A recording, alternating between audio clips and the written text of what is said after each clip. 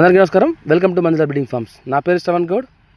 ఈరోజు మా వ్యవసాయ క్షేత్రంలో మీకోసం మీ ముందుకు తీసుకొచ్చినటువంటి ఔషధం మొక్క పాలకాడ.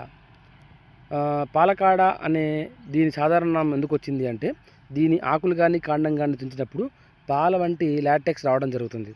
దానివల్ల దీన్ని పాలకాడ అంటారు. అదేవిధంగా పశువులకు మా లోకల్లో పశువులకి పాలు తగ్గినప్పుడు లేదా సమకూరినంత స్థాయిలో పాలు రానప్పుడు మనం ఈ మొక్కల్ని తినిపించడం జరుగుతుంది. ఈ మొక్కలు తినిపించడం వల్ల పాలు కూడా వాటి శక్తి మేర ఇవ్వడానికి అవకాశం ఉంటుంది. ఆ విధంగా కూడా దీన్ని పాలకాడ అనే సాధారణ నామంతో గుర్తుపెట్టుకుంటాం. దీని శాస్త్రీయ నామం యూఫోర్బియా ఎటిరోఫిల్లా అనే శాస్త్రీయ నామంతో దీన్ని పిలుస్తారు. ఇది ఒక దివ్య ఔషధమైన మొక్క.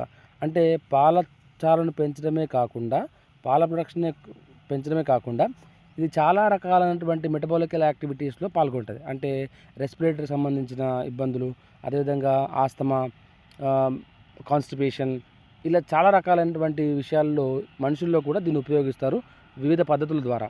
అంటే ఒకదానికి ఎక్స్ట్రాక్షన్ పద్ధతిలో వాడతారు, ఒకదానికి ఫుడ్ పద్ధతుల్లో వాడతారు, ఒకదానికి అప్లికేషన్ పద్ధతులు అంటే యాంటీ ఇన్ఫ్లమేటరీ.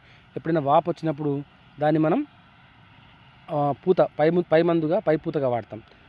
కానీ మన కాన్సెప్ట్ మెయిన్గా పశువులు కాబట్టి పశువుల్లో ఇది అన్ని రకాలైనటువంటి ఇష్యూస్కి, అన్ని రకాలైనటువంటి సమస్యలకి జవాబు చెప్తూనే మెయిన్గా దీని సీజన్లో కొంతవరకు పాల మీద ఇంపాక్ట్ చూపించగలదు.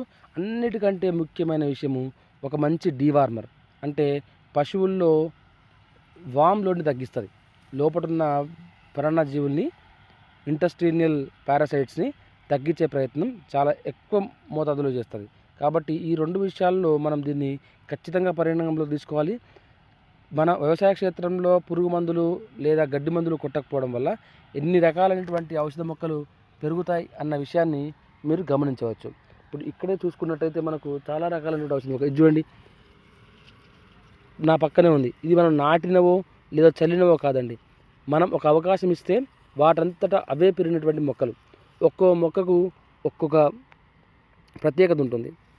సో ఈ ప్రత్యేకతలన్నింటినీ కాపాడుతుంటూ వస్తేనే ఈ ఔషధాలు అనేవి బతుకుతాయి. మన ఆవులకి బయట నుంచి వాడుతున్న చాలా రకాలైన మెడిసిన్స్ని తగ్గించుకున్న వాళ్ళం అవుతాం, ఖర్చు తగ్గించుకున్న వాళ్ళం అవుతాం. అది పంట మీదైనా, పశువు మీదైనా, పక్షి మీదైనా. కాబట్టి వీలైనంత వరకు చేళ్ళలో ఏ ఔషధ మొక్కలు ఉన్నాయి అనేది మీకు ఏ విధంగా ప్రయత్నించినా ఆ విషయాలు దొరుకుతాయి. వీలైనంత వరకు నేను మీకు చెప్పే ప్రయత్నం చేస్తాను నాకు తెలిసిన వాటికి. Thank you. Please subscribe.